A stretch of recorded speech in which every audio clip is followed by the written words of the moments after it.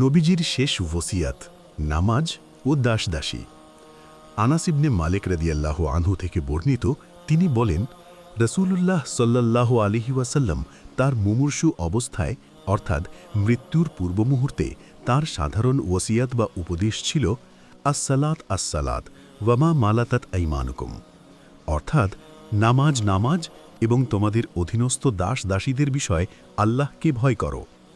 তিনি এই কথাটি বারবার বলতে লাগলেন, এমনকি তার কণ্ঠস্বর জড়িয়ে আসছিল এবং স্পষ্ট বের হচ্ছিল না, তবুও তিনি বিড়বিড় করে কথাই বলছিলেন।